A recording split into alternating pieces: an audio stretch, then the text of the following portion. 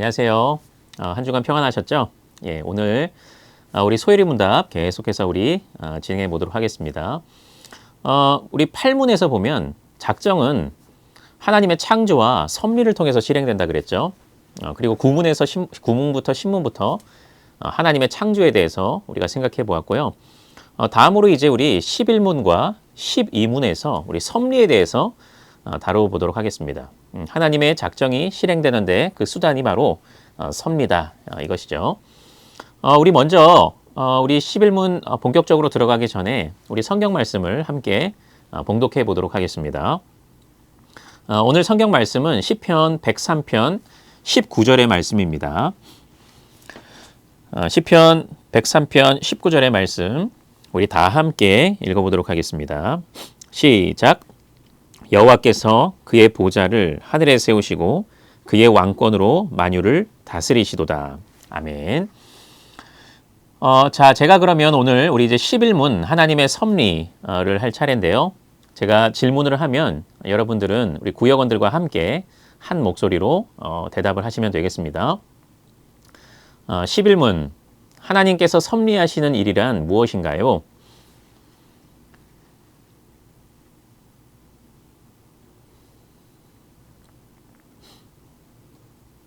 예, 대답을 하셨죠? 우리 오늘 섭리에 대해서 살펴보는데요. 우리 세 가지를 중심으로 좀 생각해 보도록 하겠습니다. 먼저 섭리의 정의를 내릴 때 과연 섭리는 무엇인가? 두 가지 개념으로 우리가 좀 설명해 볼 수 있을 것 같습니다. 바로 하나님의 보존과 하나님의 다스림, 다른 말로 하면 하나님의 통치라고 할 수 있습니다. 여러분 17세기, 18세기에 대두됐던 그런 사조가 있는데 그런 시대가 있는데요. 바로 계몽주의 시대고요.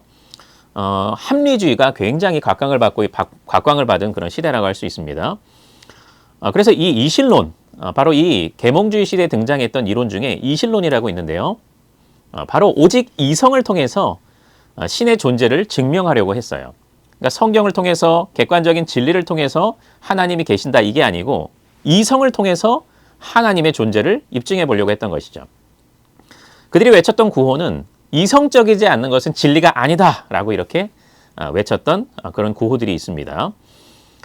그래서 이런 어떤 인식 속에서 이신론자들은 우주가 유지되고 작동하는 원리를 설명하기 위해서 한 가지 비유를 들었는데 바로 하나님을 시계공으로 비유하는 소위 시계공 비유가 있습니다.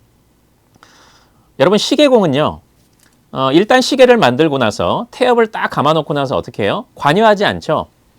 시계가 그냥 그 작동 원리에 따라서 계속해서 그냥 작동하도록 내버려 두잖아요. 바로 하나님이 그렇다는 거죠. 신이 우주를 만드신 이후에 우주가 그러니까 자신이 설계해 놓은 어떤 자연 법칙에 따라서 스스로 작동하도록 신은 이제 손을 뗀다는 것이죠. 창조는 했지만 그 이후부터는 손을 뗀다는 그런 이론입니다. 그러니까 이 신론은 하나님의 창조를 인정하긴 합니다. 하지만 하나님의 섭리, 하나님의 다스림은 부정하는 것이죠. 이처럼 이신론자들은요. 온 우주에 대한 하나님의 주권과 개입을 약화시키려고 이렇게 노력을 했습니다. 여러분 하지만 성경은 어떻게 이야기합니까? 창조된 세상, 그러니까 하나님께서 세상을 창조하시지만 이 창조한 세계가 계속해서 존재하기 위해서는 하나님께 의존해야 된다는 것을 계속해서 우리에게 가르쳐주고 있습니다. 특히 성경은 이 섭리에 대해서 언급할 때 두 가지 개념으로 이야기를 하는데 섭리가 어떻게 작동을 하느냐? 하나님의 보존과 하나님의 다스림을 통해서 이 세상을 유지하신다 이렇게 설명을 하고 있습니다. 여러분 보존은 구체적으로 어떤 개념이냐면 하나님께서 당신이 만드신 전 우주 세계가 존속하고 또 각각의 속성들이 유지될 수 있도록 붙들고 계신다는 그런 의미예요. 말하자면 지탱하고 계신다는 그런 의미입니다. 여러 성경 구절이 있는데 사도행전 17장 28절에 보니까요. 우리가 그를 힘입어 살며 기동하며 존재하느니라 라고 얘기하고 있고요. 히브리서 1장 3절에 보니까 이것은 이제 성자 예수님의 이렇게 대해서 말씀을 하는 건데 그의 능력의 말씀으로 만물을 붙드시며 라고 얘기하고 있어요. 그러니까 하나님께서 이 세상을 어떻게 하시냐? 붙들고 지탱하고 계셔서 이 세상이 존속하고 있다. 이렇게 얘기하고 있는 것이죠. 다음으로 이제 다스림, 통치의 개념인데요. 이것은 하나님께서 그러니까 전 우주 세계를 지속적으로 통치하고 계신다는 그런 의미인데, 구체적으로는 당신께서 계획하신, 영원전에 계획하신 그 작정을 성취하기 위한 목적을 위해서 하나님께서 계속해서 이 세상을 다스리신다는 그런 의미입니다. 시편 103편 19절 말씀에 보면요, 여호와께서 그의 보좌를 하늘에 세우시고 그의 왕권으로 만유를 다스린다라고 얘기하고 있어요.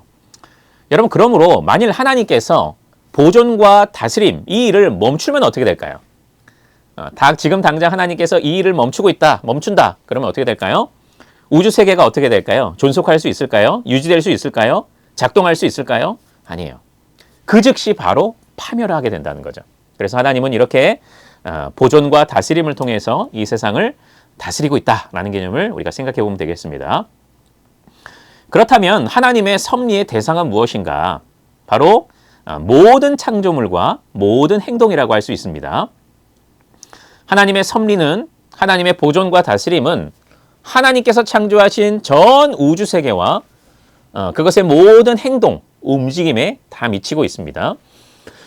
구체적으로 하나님은 창조하신 자연 세계와 당신께서 태동시키신 인간의 역사를 완벽하게 유지하고 다스리고 계십니다. 시편 65편 9절부터 10절에 보니까요, 이렇게 선포하고 있습니다. 땅을 돌보사 물을 대어 심히 윤택하게 하시며 하나님의 강에 물이 가득하게 하시고 이같이 땅을 예비하신 후에 그들에게 곡식을 주시나이다. 주께서 밭고랑에 물을 넉넉히 대사 그 이랑을 평평하게 하시며 또 담비로 부드럽게 하시고 그 싹에 복을 주시나이다 라고 얘기하고 있어요. 모든 세상이 유지될 수 있는 것은 하나님의 섭리라는 것이고요.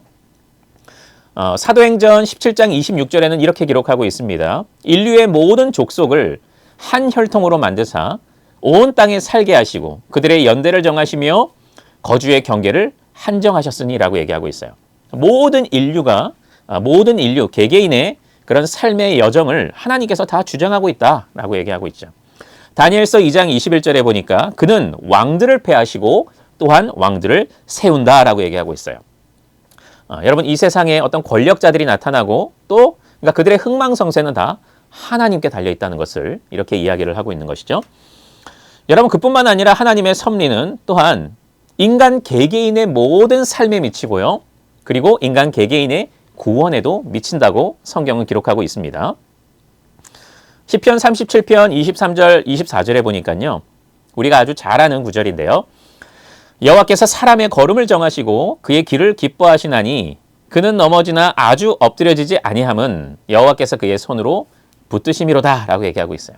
그러니까 인간의 모든 그런 생사, 화복의 모든 주관자가 바로 하나님이 되신다라고 얘기하고 있고요. 우리 에베소서 1장 3절부터 5절은 우리의 구원에 대해서 소개하고 또 선포하고 있는 그런 귀한 말씀인데요. 이렇게 고백하고 있습니다. 찬송하리로다 하나님 곧 우리 주 예수 그리스도의 아버지께서 그리스도 안에서 하늘에 속한 모든 신령한 복을 우리에게 주시되 곧 창세전에 그리스도 안에서 우리를 택하사 우리로 사랑 안에서 그 앞에 거룩하고 흠이 없게 하시려고 그 기쁘신 뜻대로 우리를 예정하사 예수 그리스도로 말미암아 자기의 아들들이 되게 하셨으니 라고 얘기하고 있어요. 하나님께서 우리의 구원을 창세 전에 계획하셨고 그 구원을 이루신다는 것을 말씀하고 있는 것이죠. 여러분, 그런 의미에서 이 세상에 운이라는 것이나 우연이라는 것은 결코 있을 수가 없습니다.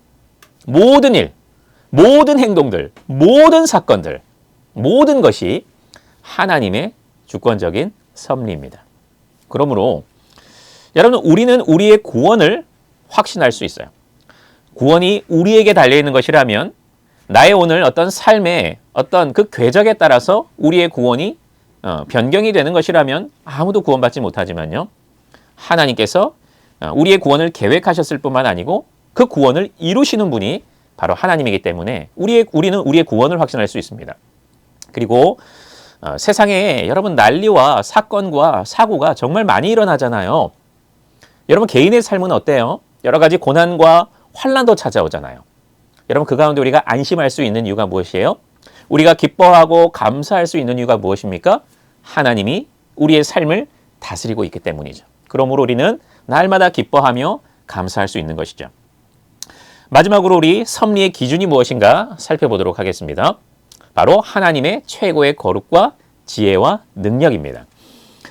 여러분 한번 만일 하나님이 불의하시거나 지혜가 없고 또 능력이 부족한 분이라면 어떻게 될까요? 물론 그의 보존과 다스림, 그의 섭리 역시도 매우 불안정할 것입니다. 하지만 성경은 어떻게 선포하나요? 하나님께서 거룩하고 전지하고 전능한 분이시라고 선포하고 있습니다. 하나님께서는 바로 이 속성에 따라서 우주 세계를 다스리고 계신다고 증거하고 있습니다. 여러 성경 구절이 그것을 증거하고 있는데요. 특히 제가 거룩, 지혜, 능력 이 부분은 우리 전에 우리 소요리 문답을 다룰 때 다뤘기 때문에 생략하도록 하겠고요. 이런 하나님의 완전한 속성 가운데 이 세상을 다스리고 있다고 성경은 기록하고 있습니다. 그러므로 전 우주 세계를 향한 하나님의 목적은 반드시 성취되는 것이죠. 그리고 하나님의 택한 백성들의 구원도 반드시 성취되는 것입니다.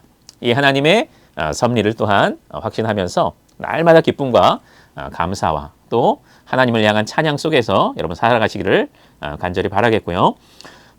우리 구역원들과 함께 오늘 배운 내용들을 중심으로 함께 또 이야기를 나누는 또 함께 서로를 격려하는 그런 시간이 됐으면 좋겠습니다. 감사합니다.